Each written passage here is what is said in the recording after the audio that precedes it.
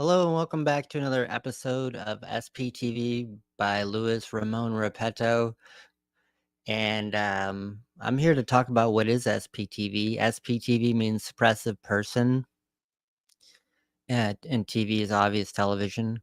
Suppressive person is someone in Scientology who, not in Scientology, it's someone in the Scientology philosophy that says this person is stopping Scientology. So this person must have crimes, illegal crimes, financial crimes. This person is actively stopping Scientology, and that's what a suppressive person is. Somehow they're doing it one way or another, and is what Scientology views. It could be anything from auditing to training people, or public, could relate to public, or it could relate to who celebrities. And a suppressive person is someone who you can prove within the Church of Scientology to the upper uppers. You've got to prove to them that this person's case matches that of a suppressive person, and you simply show the references that L. Ron Hubbard says. This is what a suppressive case looks like. They're at this tone level on the tone scale, and that you got to show that in the folder and such. And you have to use all of the information about them in order to show that they are stuck as like this no case gain person. And I always thought that's practically impossible to do, to prove that someone's no case gain. That's impossible, first of all. But in my opinion, now the thing is about what is SPTV. This is about suppressive persons TV, and it's like just a funny play on words where it's like just we're mocking Dave Miscavige. Yeah, he's like, I can't believe there's SPTV. Probably, like, well, people want to watch SPs. This makes no sense to me. It's probably what he's thinking. And then because all they are monsters. They're just spewing wrong information. That's what an SP is. He thinks, L. Ron Hubbard thinks, everyone in the Sea Org thinks, and Scientology thinks. And then because of what L. Ron Hubbard said about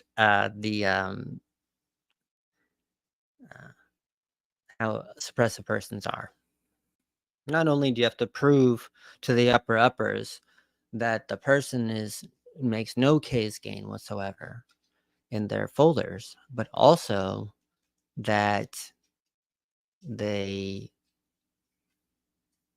only help they ever give is like injurious. So they have to injurious. So the only help they ever give is injurious. So they're always proving.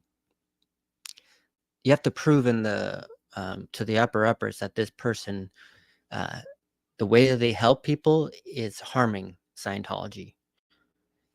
That is what is happening. So yeah. That's suppressive persons in Scientology. This is a SPTV. I think it's funny for me because I'm an SP. I'm literally declared a suppressive person. I have actually, one time when I got out of the Sea organization, a few years back, a public that I recognized, Grant, he came to the hardware store that I was working at. And I told him, I'm a suppressive person. Like, I'm a declared suppressive person. So you better not, you probably shouldn't be communicating with me. And I, at the time, was still kind of a Scientologist in my mind. I was eventually going to go back, at least, even if it was just next lifetime. That was still a thing in my mind.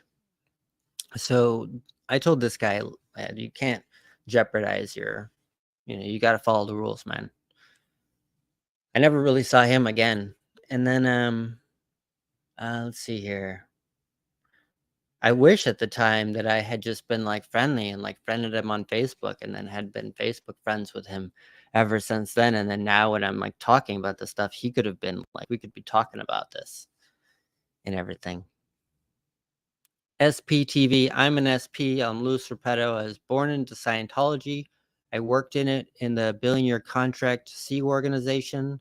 I was just it was a interesting time in the C organization. I want to bring up this clip that I said I was going to show yesterday.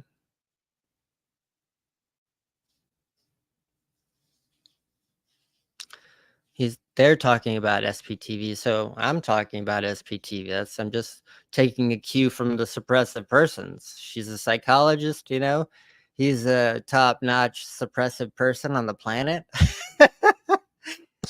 That's awesome. I'm connected to the top SP on the planet right now. I think actually, I don't know. I mean, there's some good competition for who's the top, but there's no competition as who's best SP. But if there was, Leah Remini is like, yes. In Scientology's mind, yeah, no. They're like so afraid of her. Okay, so I was gonna play this. Let's talk about STP-TV. Okay, let's see. I'm not sure what Lewis is talking about here. In HCO, SPTV was a real thing we watched before events. Yeah, what's he talking about? He said that SPTV, when you were watching in HCO, they actually let me know showed in the a comments video if you can where it actually hear said this. SPTV, and it I was just a realized real maybe I haven't set the Scientology-produced settings video. right. Yeah, that's what I thought was amazing. Maybe What Mark was it? knew that. What was it? What was the video they were watching? Tell us, Lewis. It was some kind of training thing, or it was some kind of I don't know, because we were talking about those videos where we were talking about the cartoons that they made of like Mike Render. Was Mike even in the cartoons of the insane posse of SPs? We were talking about that, and it had something to do maybe along those lines about suppressive people, but he said it was called Suppressive People Television, and it was actually their own marketing. So we're using their marketing. That's amazing. People have noticed that on Twitter, at SPTV is actually Sony Pictures Television. So that was an accident. Okay, now Anon here.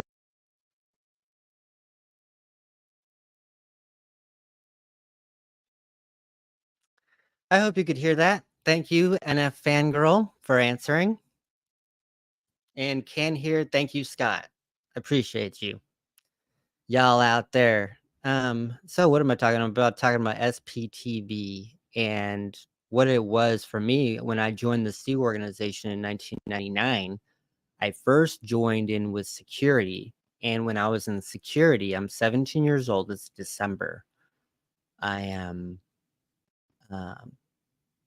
at the Shrine Auditorium in the basement area, and there's probably like 50, 60 people. And there's no one that I really recognize. We're all in civilian clothing. And I'm there. They grab this TV, a big old TV, fat TV.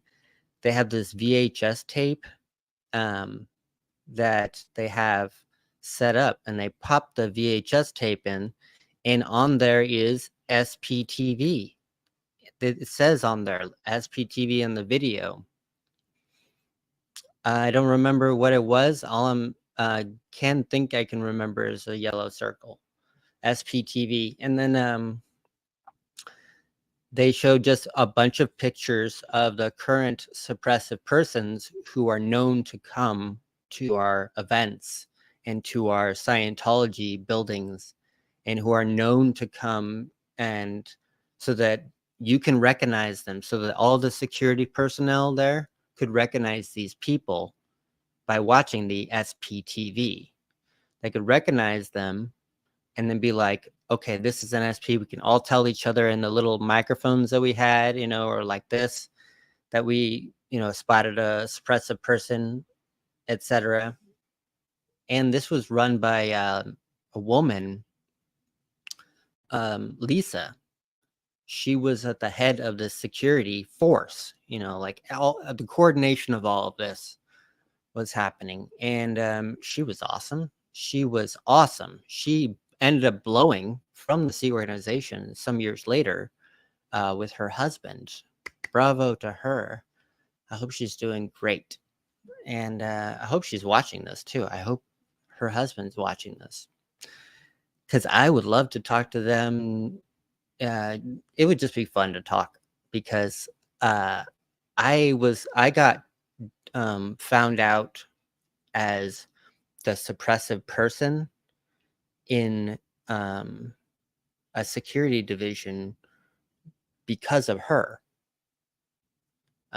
So now, and then later she blew, so that made me feel right when I was like, oh yeah, she was just an SP the whole time. When I was in it, I was thinking she's just an SP the whole time, but really, I was also an SP the whole time. Cause like, later on, I became an SP apparently. Stopping Scientology, even though the whole entire time I was there, I was trying to help Scientology. Then I was there in the security in the Shrine Auditorium in the basement. They pop on this TV, they put in the VHS tape, it says SPTV on there. They go through the gay Pope, they go through Mark Bunker and a few other people that I can remember now. And I just remember sort of like laughing about it with Jennifer. And then their security briefing people were pretty serious about this. And Jennifer and I just laughed about it. It's just like kind of silly, actually. But I joined, yeah. Any questions about that? Okay, I'm just gonna relax here. I'm glad y'all are watching. Thank you, thank you. Let's see here. I think that's all I have to say about that, what the SPTV was, at least for this episode. Yeah. Definitely hope that this makes it through. I think my Wi-Fi is going slow or something. Yep. Like, interesting. SPTV. When I first saw it, I thought, oh, they must mean the real SPTV that Scientology made about themselves. They must be that one. They must mean the SPTV. Does Aaron, do these people I know about the real SPTV video? It must be something that you watch for security. OSA, they watch it, right? They must watch something, because I was watching it, and then I was getting briefed on it year after year about pictures of who the different suppressive persons we were likely to expect to come there, and they were like put out as these awful people that just tell lies. And that's what I always thought. They just tell lies. They tell lies. So don't even listen to them. Like, don't even look at them. That's why we used to put up curtains and billboards and stuff, or not billboards, but cardboard in the windows when the protesters from Anonymous would come out. We would put all these things in the windows so that the staff couldn't see what the Anonymous sign holders were saying, because it seemed like they started getting more creative and saying full sentences on the damn signs. I know this because I was the one that took care of the staff members when they would get sick. I would take them in a session, and I would find out if they're connected with anyone that's suppressing them, if they're connected to anyone antagonistic to them. I asked them if they were seeing anyone that was trying to stop Scientology. I asked them if they knew anyone who was encouraging out ethics behavior. I was asking them if they knew of anyone that was making fun of L. Ron Hubbard. I asked them if they knew of any locations that were suppressive to them. I would ask them all of these questions when they got sick, and then they would tell me. And then a lot of times this anonymous thing came up where they saw the signs, staff members saw the signs. So what I would do is I would write the report on the interview. The staff members, they're like, yeah, they're holding the cans. Yeah, I saw anonymous, they said, on their Xenu. And then I'd write that down, Xenu. I didn't know what the fuck that was. I'm a PC, I'm the staff member, and I write that down. I'm saying, okay, I'm Luis Rapetta. I'm the staff section officer. I'm auditing these staff members, and it comes up a lot, that they'd see these protester signs with the information on them, and that is the thing that would make them roller coaster. And when they started to roller coaster, it means they're thinking about leaving. So that's what. So they say that to me. I'm trying to find out what happens is a staff member wants to leave. They come to me or they come to another lady and tell them. They say, I want to leave the Sea Org. Or they write a letter to somebody saying, I want to leave. That person then comes to me. I give them an interview. I write a program for them. And the first thing I do for them is this PTS handling. So I find out from them, I do an interview on them. I find out, is there anyone that's peddling bad news about Scientology? Read.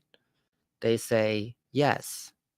I say, what did you think of? And they're like, oh, it's not a person. It's not a person. I go, well, can you tell me what you thought of? And then they say, okay, it was the sign. This anonymous person holding the sign. Then I would be like, wow,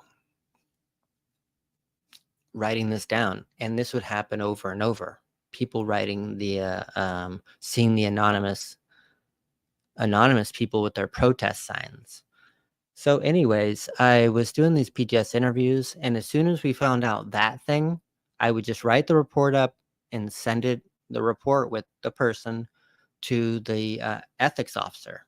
At that time, I have done those before in the past, but so what I would sometimes do is, let's say the person was like, yeah, I saw the anonymous sign. It said Xenu on it. And then I would just pull out the reference on what Xenu is and according to what Scientology is saying it is. And then I would just show them these written materials and pictures that go along with it, like an evidence packet. And I would show them that after the session that they told me about these posters, these protesters. So I've showed them the thing, right? And then they would be like, they would be like, oh, okay, I see. And that would handle them for now. And a lot of times the staff members would just be like, oh, I don't want to leave. Just from that. So there was definitely many leaving staff member handlings besides the interrogations.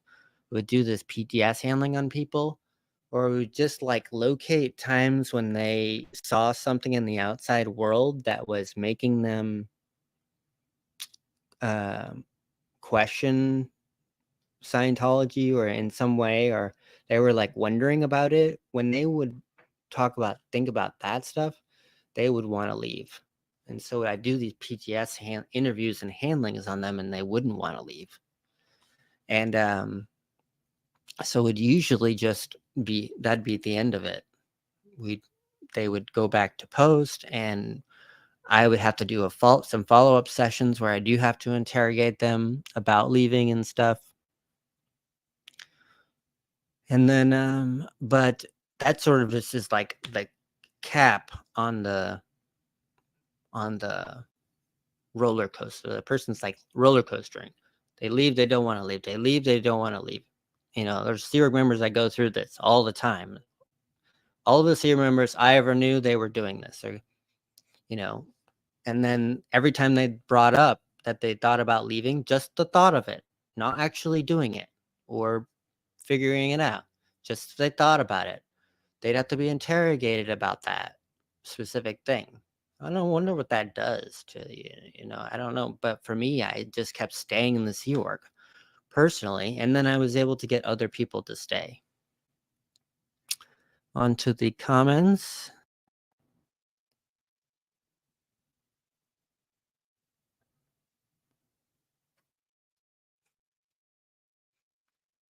All right, thank you very much for watching. I'm not ending here because I think there's more to be said about this thing here about the PTS handling. So the person, right? The staff member, they're in the Sea Org. I'm the one that takes care of them to stay in the Sea Org, to be happy, to be successful. That's what I viewed my post as. I was the staff section officer in the Sea organization, and I wanted to help the staff. I wanted them to go up the bridge, and I wanted them to get trained and really understand Scientology. I feel like that was the key to it, was like if they could just understand Scientology, this would be like so much better for them. They'd be so much happier. Because what I had kept seeing in all of the folders that I was studying for the staff members is that there's just a history of like wanting to leave and then it gets handled. 2 years later, they want to leave and then it gets handled. 6 years later, they want to leave and then it gets handled. And then boom, they're, you know, wanting to unalive themselves and they want to leave. Or bam, they get pregnant. And then, so like a lot of patterns of that and things. So yes, it is very weird how okay. And this, so the staff members are I become the staff section officer for this one church. It's 115 people. It's at this blue building in North Hollywood, and that's where I spend my entire time in the Sea organization. I get trained as this confessional interrogator, and I also get trained into getting people up the bridge to total freedom, across the bridge, as Crystal Clarity would say. So I am a staff section officer, and that's not my first job. I spent a lot of years in security and training people, but public people. But now I'm just dealing with the staff members, and they want to leave the Sea Org constantly. There's people that want to leave the Sea Org. It's either like their family, they miss their family, or they just want to leave. You know, they don't even say why. They just, a lot of them feel bad that they did a poor job on their post or something. And I would, we had a list of them and we had to talk about them like every single week. And then we would have to like, we talk about all their information at a big meeting. And it was not private at all. You know, people were just like saying this person wants to leave, this person wants to get pregnant again, this person is trying to leave the base and stuff. It's a whole bunch of that about the Sea Org members. And then I feel like maybe the higher up you go, the worse the maybe the abuse is. I feel like when I was able to stay at ASHO for so long, that's kind of where I was like coasting, because I didn't want to be at one of these higher organizations. It didn't seem like it was that fun, to be honest. And I didn't want to go to Flag. That didn't seem fun either. It just seemed like nonstop production. Ended up being where I was. It was nonstop production, so it sucked all around. But I was at ASHO, and I'm the staff section officer. I'm taking care of the staff members. They're like, I want to leave. I want to leave. They have thoughts of leaving. They have considerations about leaving. Maybe they want to have kids. What are some other reasons they wanted to leave? I want to go be at parties. That was a real reason. I wanted to go have kids. That was a real reason. I'm old. That's a real reason. I want to go see my family. They never said that, though, specifically those words. They would say, like, I just want to go and, like, visit people. They wouldn't even say that. It's like when they would talk about leaving, it's like they couldn't find the words to say why they wanted to leave, like, so badly. But I can see why that is, though, because they were trained to, I'm trained to try to not listen to the reasons, and then I'm also trained to try to get the reasons from people, and then try to have to handle those reasons. For example, let's say a person wants to leave because they want to have kids. That's an easy handling.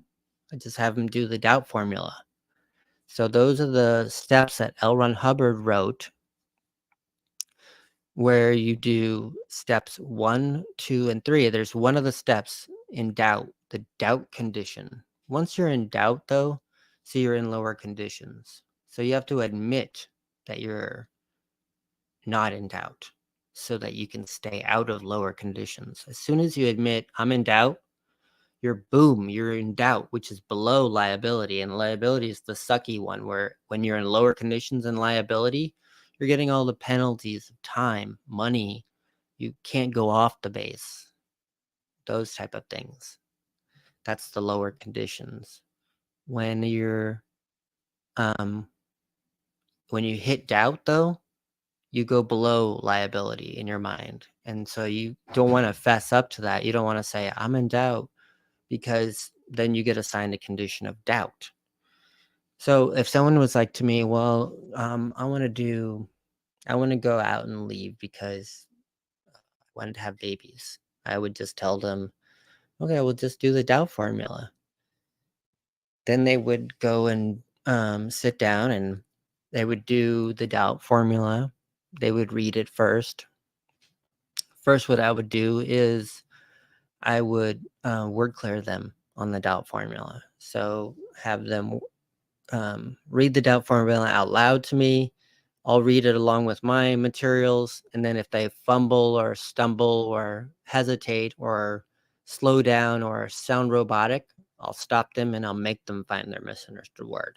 I'll make them do it. I'll make them find it. And they will have to find it. They will look up their misunderstood word in the dictionary. We will talk about it out loud. Then we're doing all this stuff to make sure she understands, or he understands, or they understand that they, or non-binary as well. All of the genders. At that time, I'm thinking of a specific instance. So she, like, understands what doubt is. So you're determining what the greatest good for the greatest number is. You've probably heard that if you've watched any kind of Scientology stuff. And what does it mean? It's like such an encompassing idea, because the greatest good for the greatest number is just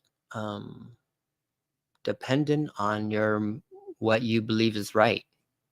So if she's in the C organization right now. She's physically here. So how's she gonna really do one of the steps where you have to go out and find out about this other side? Is she gonna call her mom and stuff? No, that's not allowed. That is not allowed. You cannot call and ask about talking about leaving with your mother or with anyone else. No one else except for me and one other person in the security division. So then I'd be like, I would just do this in the nicest way possible. I'm trying to be friendly here to get her to just do this formula. And then if I was having trouble or anything like that, I would discuss it with my counterpart in security, and they might see them, and they might be able to get through to them about how doubt works, the formula, and how that they can't leave off the base and they can't call anyone about the other side of what they might leave to. Like, what are they comparing in their doubt formula? It's like no science Sea Org member is really doing the doubt formula unless they actually find out what is on the outside that they could be leaving to. I think that's part of the trick, maybe, and I just realized it. They can't even leave to or call anyone. Of course they can't even leave to call or call anyone to find out what could be there. So, or nor do they even think that they should. They're probably thinking about it and then just deciding, oh no, I'm not going to look. Something like that. I think the real dedicated Sea Org members, they're like the ones that are just staying in there, they're going through so much of this, like, I want to leave, I don't want to leave. Can I stay here? Can I not stay here? Am I going to be able to live here forever? Or can I come home? Am I going to be able to see my parents ever again? Am I going to ever go up the bridge? There's things that they're asking themselves about leaving Sea Org. So I was handling this one lady that wanted to leave. She wanted to leave because she wanted to have kids. So I had her do doubt formula. L. Ron Hubbard's way of choosing staying in the Sea Org or leaving. And you're supposed to, in the doubt formula, look at both sides. How can you in the Sea Org? You fucking can't. You fucking can't. There's no way you can. There's like not even internet. You can't call out. You're signed a billion-year contract. But L. Ron Hubbard is saying you can do this. If you follow policy, do step 1, step 2, look at both sides, then decide what's the greatest good for the greatest number, and then boom. And a lot of times the ones that wanted to have kids, they would just stay in the Sea Org because they thought the greatest good for the greatest number is to make it so that there is a planet to be here, or that there, whatever was that spoke to them, I think. And when they would go and find out what the Sea Org member, so she's deciding between staying or leaving, and she's like, well, how can I find out the true intentions of staying here? And so what she would do is we'd have her do is go around and talk to your people that work with you or your superiors, ask them. And then she would go around and ask them. And then she was like going through this, all this stuff anyways. So she decided to stay. She decided that she did not want to have kids. She decided that she did not want to have kids. She wanted to stay. That was the end of the doubt formula for her. It was really about the word clearing for her, and each person's a little bit different. So for her, she was like, when she first got in the Sea Org, she was like, didn't really understand what Scientology was, like the words were. I found that pretty common amongst the staff members in the Sea Org, that they didn't really understand what Scientology is. Besides I'm not talking about the body date and the Xenu stuff. I'm talking about what Scientology tells everyone else, which is, this is the part that they did not understand what Scientology is. All it is knowing how to know and becoming more aware as a spiritual being. And then you are rising up these levels of spiritual awareness And because of this, you can be in control of your own life and your own destiny. So that is what Scientology is about, I think, in like what I knew and what I thought they should know. But they didn't really understand what Scientology was. It was just like, it was for them, their definition, her definition was more like,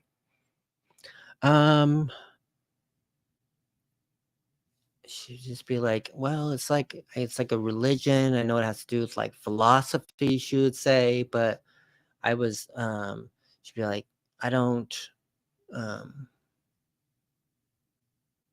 know about this. And she'd be like questioning herself and stuff like that. So I'd be like, okay, well, let's look it up in the dictionary, show her.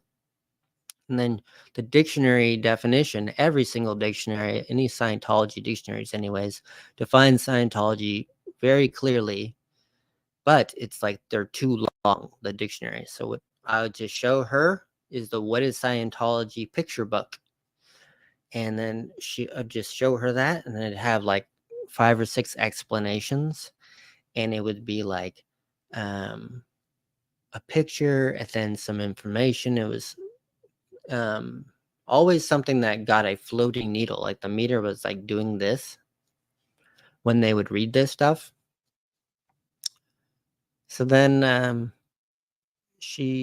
word cleared on the definition of Scientology. I word cleared her on the bridge when she first joined the Sea organization.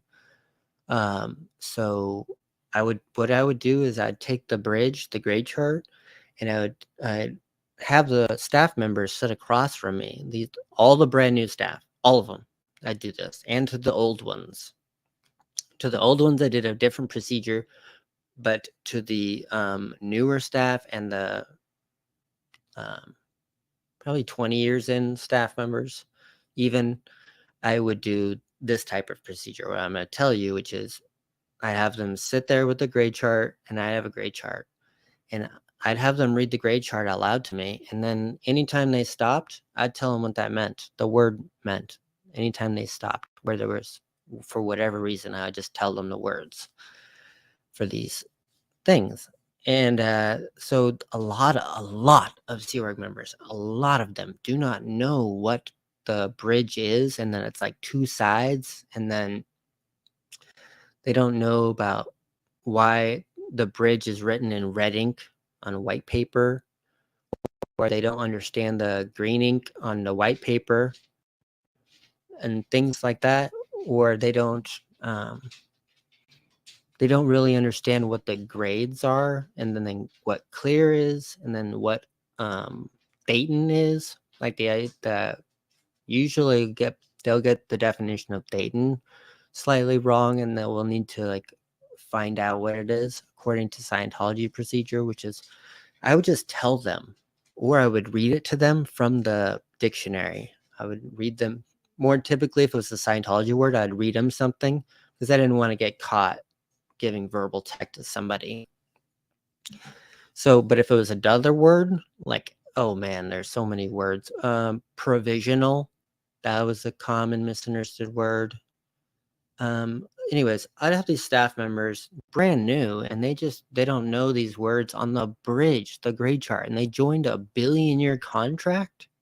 Like, did they read the contract? Sometimes I would word clear them on the billion-year contract, because on the contract itself, it has all these symbols, and you don't realize all these symbols mean things. Like one of the symbols on the billion-year contract has to do with this Sea organization being part of a galactic confederation of loyal officers, and that this is part of that. That it's like part of one of the symbols. It tells the story of that. Anyways, back to the thing is like the staff members, they didn't even understand like what they were reading. That they just to say a billion year, and oftentimes people and the Sea Org would be like, well, that's just symbolical. And that's true. That's what it says in the What is Scientology book. They have a question about that. Is the billion-year contract, is that real? And the Scientology answer is, it's just symbolic. Bullshit. That's not symbolic. Okay. When I signed that billion-year contract, I knew what it said. I knew I was going to live lifetime after lifetime. I had already been believing that since I was like 12 years old, as I'm being indoctrinated into this. So I'm there signing it for reals. I'm going to be here for 1 billion years. I'm going to be here for 1 billion years. And then I signed like that. Now, these new staff members that were coming in, they would just have all this information and they would be like, the staff members would be like, wow, I didn't know all this stuff about everything. They're so excited about the bridge now. And so, I'm the staff section officer, write their technical individual program. So I put them on the meter. I ask them, like, who are your parents? Like, how did you get into Scientology? And this is all the time they're holding the cans. I'm writing all this down. They talk about who their parents are,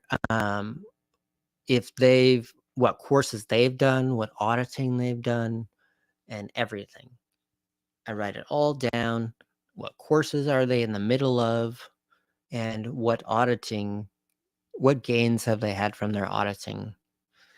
And then also what medical conditions they have. So I got to write all this down. I write it in a big long report afterwards. I type it all up. I put it in their folder. I put it in there. I send a copy of that to their ethics file. And I send a copy of it to flag data files. Because it's a technical individual program, it has to do with administration. It does not have to do with actual auditing, which is supposed to be confidential. This thing about where I was doing it, it was a technical individual program. I wrote it all up. I wrote her steps out for her, which is step 1, decide if you're going to want to go to INT or not. Step 2, do your mini hat, and then step 3, do your full hat. Step 4, method 1, word clearing, co-auditing, etc. This is according to what L. Ron Hubbard wanted, which is how to program a staff member. So I was taught to program people. Go figure. Thanks, L. Ron Hubbard. I can now program people.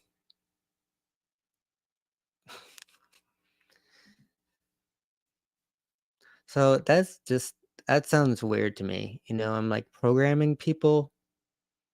Now I'm thinking about it. That just sounds fucking weird. Anyways.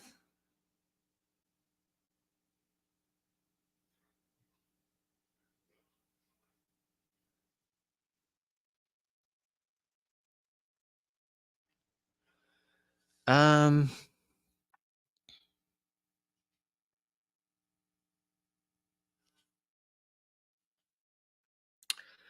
hmm.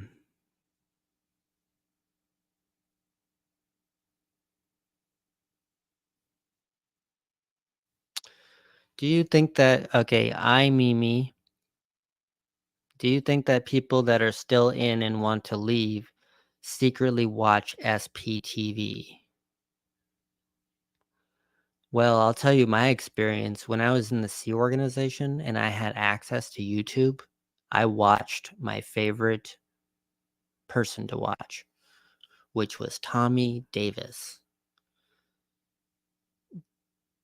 Everyone bags on him like so much. I get it. Dave Miscavige didn't like him, but I used to love watching him. He used to actually stand up for Scientology. Like finally, somebody would get in these fucking reporters' faces, these monsters, these reporter monsters, and would be like, "You get out of here!" And Tommy Davis would like yell at him. I was always like, "Hell yeah, dude!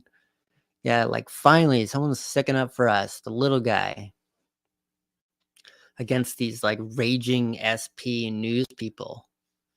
Well, incidentally, because I was watching Tommy Davis, I also had to see all the other stuff. The actual arguments that the people were making to Tommy Davis. And it wasn't shortly after, maybe 2 years. There's no connection that I can think of where the SP there's no actual connection I can think of between watching the YouTube and hearing the news reporter spew Scientology bullshit that I thought in my mind, and then me leaving. Like, me leaving was like a totally personal thing, like, but I think it might have helped. I think it helped. I think it did help. You know what? It helped later on when I left the Sea Work and I was still a Scientologist, and I went back and I wanted to go back to the Sea Work and Scientology and do my steps.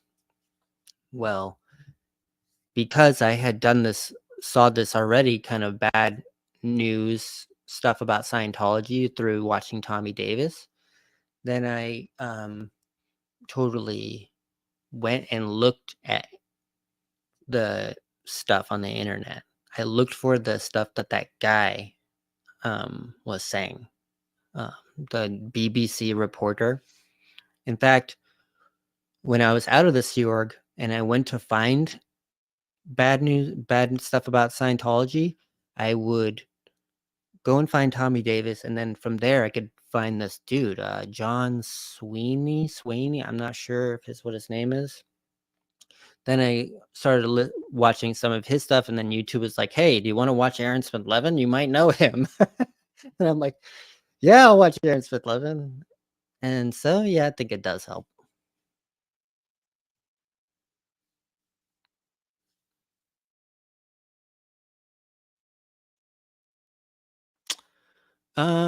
Mimi, do you think that SPTV can help people to leave? Do you think that someone who wants to leave can secretly watch SPTV, or is that not possible? Good question. I'm trying to think of public who watched. I'm gonna have to say because it keeps coming up in my head. And theta.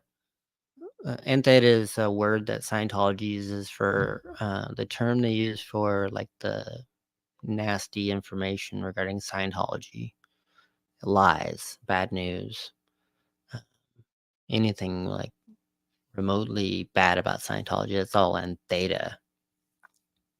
So I'm trying to think of a time when I was like auditing a public or interrogating somebody, and they were telling me about N theta they had seen, because I saw a lot of that. I got a lot of staff members coming to me with their N theta, all the stuff they had seen in the outside world, or they'd heard about, from the protesters.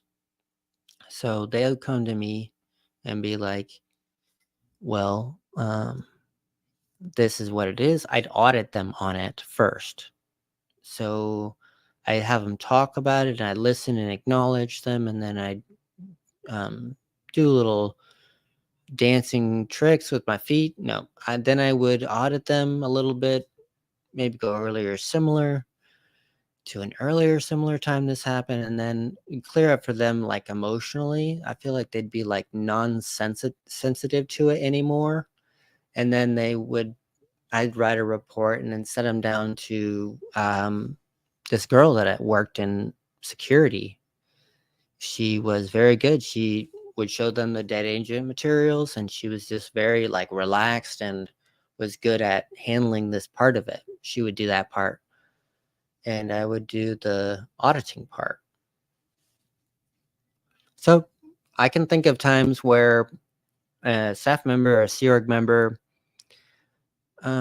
saw a tabloid in a store, like if they were at Big Al's down the street on Sunset Boulevard, and I saw a tabloid magazine. It said, is Tom Cruise leaving Scientology? You know, let's say it said that on there. Well, yeah, I think the serial member sees that and goes, oh shit, is this true? Should I read this? Should I not? I want to read it, but I don't. And then they come to me in their session. They say, I saw this thing. And then I would write it up, audit them on it, write it up, send it to the security person. And then they would show them the data agent materials regarding it. So does it help? Or is it possible? For sure, it's possible. Hell yeah. Wi-Fi? Because it's, you know, all you have to do is click like 2 buttons and you're there. So it's just like, can a Scientologist have the TR0 to overcome and decide to look at something fully and utterly in the opposite side of Scientology, the anti-side? Yes, I think they can. I think that they will believe in their own TRs and their ability to look at things. And they will actually look. Okay.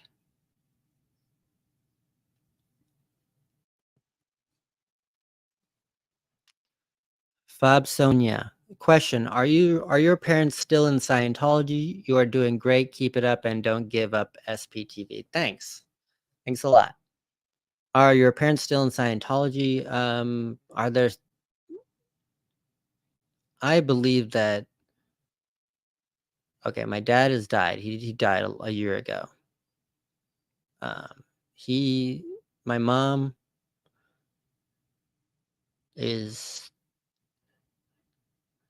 she's left it. She's with my brother, and he's definitely not into Scientology. He's my half brother, but he's my brother mostly. I think. I hope he is. Anyways, he's taking care of my mom, hopefully. I haven't really talked to her since then, but my dad did die, and my parents were disconnected from me before that. They both were, and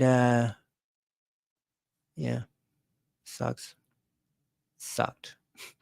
because that was the one thing I wanted when I was leaving Scientology. When I was leaving the Sea organization, was I wanted to be with my parents. You know, like. I loved them before the Sea organization. And then when I left, I then was like wanting to be with them. And then they didn't decide to just let me leave. They were like, oh no, you're a declared suppressive person.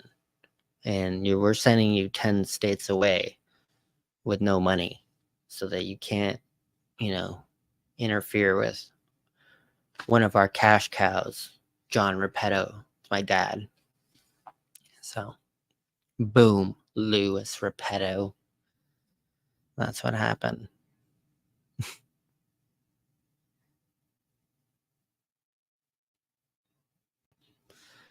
Love Sherlock. Question: how long were you in for, and how long ago did you completely get out of the COS, Church of Scientology?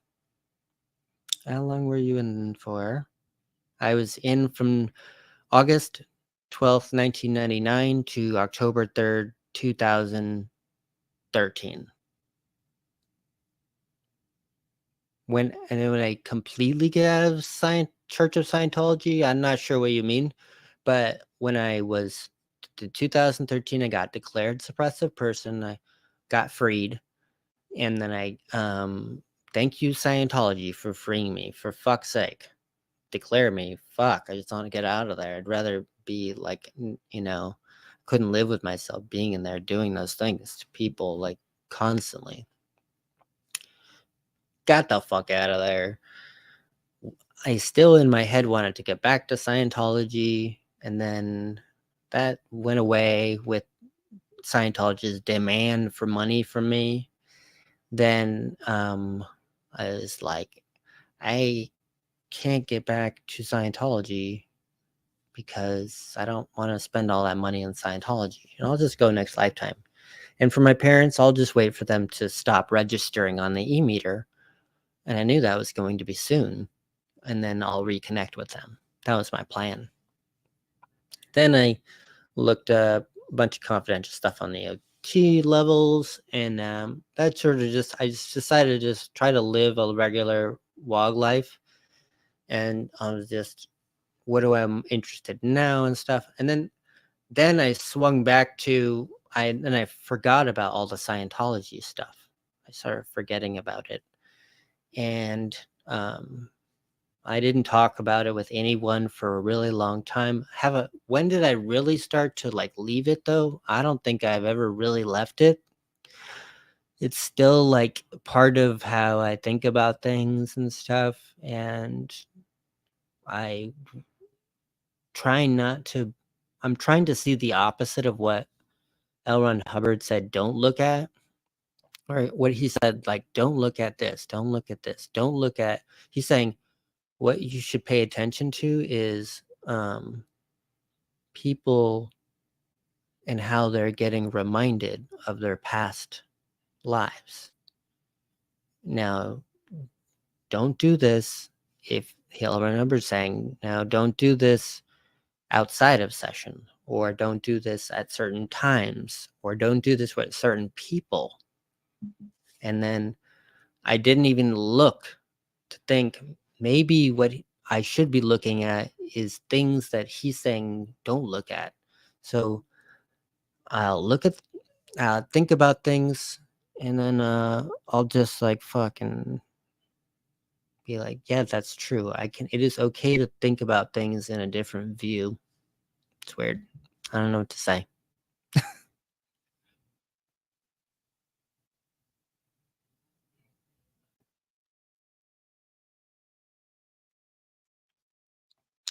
Bison 5360 just wanted to say hello and keep telling us your story. Love to hear it. Is that your pain thing behind you? Oh, painting. Of like this eye. I'm trying to get used to these blurry dots here. Okay. No, I thought it's just some thing I bought on Amazon. But thank you for thanking me. Or hello. Okay. All right. Thanks for watching. So yeah, I will talking about what is SPTV. I'm an SP, I'm Louis Repetto, and I am trying to stop the Church of Scientology from proselytizing the same experience that I had upon other people by dressing it up. So that's what I'm trying to stop. The first thing I'm going to do is talk about the Delphi thing, which I talked about in other videos and stuff. But SPTV. Yeah. Thanks for commenting. Yes. Thank you for commenting. Love Sherlock. The LRHCOS mine FRE, hard to get past the repetitive indoctrination you and others in the Church of Scientology had. Yeah, that's true. There was a lot of that. Like every single day that I was there, I had to do the drills where you sit across from each other and you just stare at each other and you like clear your mind basically of nothing else. You think of nothing. Nothing is getting triggered. It made me like calm and relax and comfortable so that I could just deal with whatever's in front of me. So I did that for like half an hour every morning. And then when I was a supervisor, I did that every night for 2 hours. I didn't do just that, but I did other drills relating to like controlling people and then like telling people stuff and making them do it with my mind. And then having people walk between walls. Stuff like that, supervisor stuff. And then because when I was a supervisor, not only did I supervise students when they were on a course where they're studying and drilling, I also supervised people when they were auditing somebody else. So I'd supervise an auditor trainee who was auditing someone, they were like doing a confessional on them, but I'd have like 20 of those in one big room. And I would sit up on this big old chair, and it had this meter on it and a little box that switched between the tables. And the meter would change to the table according to the box I could press. And then I had a little microphone right here. And then in their auditor ear they could hear me. They were all holding, they're all doing their auditing sessions. And I'd just be like flicking through them, just watching over them. And it's mostly a relaxed job because most of the auditing they're doing is pretty basic and straightforward. But sometimes they need to like walk over there and like actually find someone's withhold or something that they were not really telling or talking about. So I'd go over there and I'd be like, "What's happening?" And then they would go, "Well, I don't know. My auditor just keeps asking me for an overt or a withhold. And I just don't know. I just can't find anything." And I would go, "Okay, is there something you're not telling your auditor that she almost found out about? Is there something you're not telling your auditor that she should have found out about? Is there something that you really don't want to talk about here and you're afraid to talk about it?" Read. Same read. The person then goes, "Well, maybe, yeah, I guess maybe there is something I don't really want to talk about here." I'd say, "Well, I had sexual relations with this other person at the org, another student." And then they'll talk about it and stuff.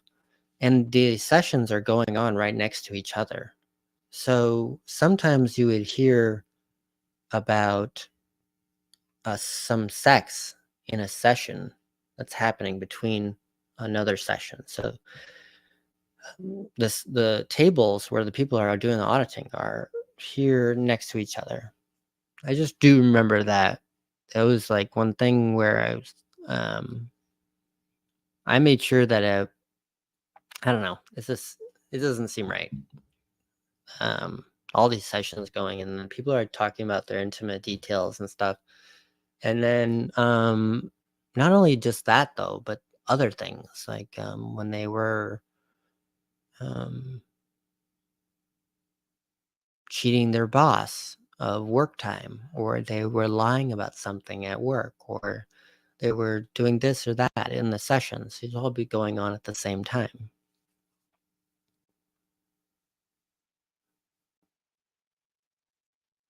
Yeah. So thank you for that question. Anna Rose, I'm late, so ignore this comment if you already talked about it. Are you going to go on Aaron's channel and talk about the original SPTV wants to support new channels? Yes, I thought I would practice it a few times on the videos and then message him in Facebook and talk to him about it. But I feel like I'm just something that's going on with me right now is that I've got like a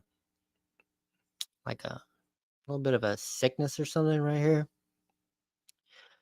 So I can only hear out of this one. I just wanted to be like on my game, But when I'm ready, in the next few days, I think I'll have this SPTV, the original one. Definitely. Thank you for that suggestion.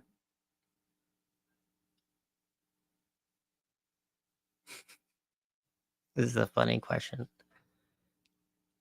Oh, the next one. Here we go. Is there no privacy at all? It seems that everyone had to tell all their truths all the time. That is so crazy. Do they even know the word privacy? Ooh, yes, they do the definition of privacy. Was that in any of the texts of Scientology? Privacy. It's a good question. I don't know. Maybe we could like send an email to them and ask them, do you know what the word privacy means, and like put a definition in the card? I think that might be more effective than like saying Hail Xenu or something. Because those things just get, all of our mail there gets caught. And the security division captures all of our mail. and then goes through it with a computer. The computer just scans it, and they have, when they find something that's like N theta, which is the bad stuff about Scientology, the lies, in the mail, they simply put it in an envelope and they seal it up. And the guy that used to do that, he was a good friend of mine in my division.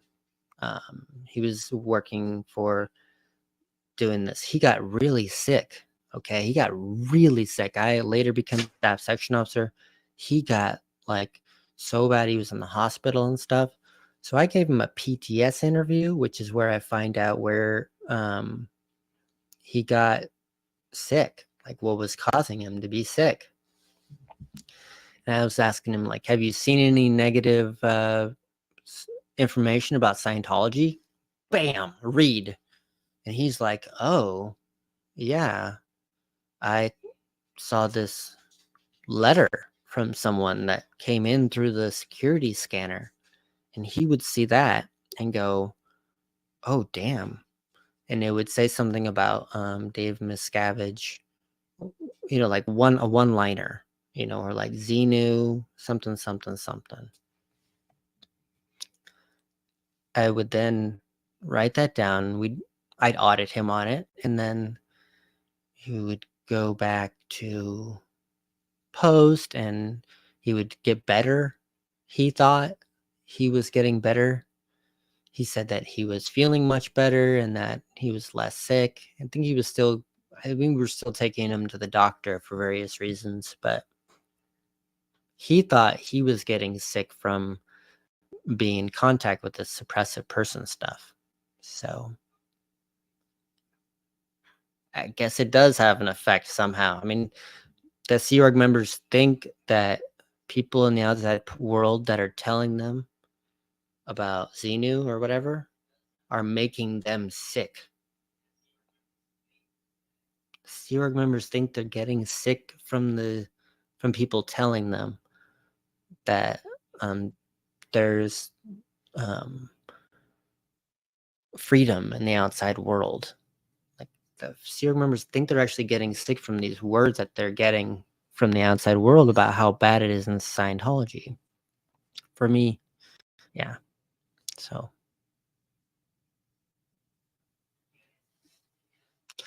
yes, don't forget to like and subscribe, please and thank you. This is what is SPTV. I'm Louis Repetto, and I am going to be definitely talking about what the original SPTV is, for sure. And that's all I'll be doing tonight. Thank you for watching.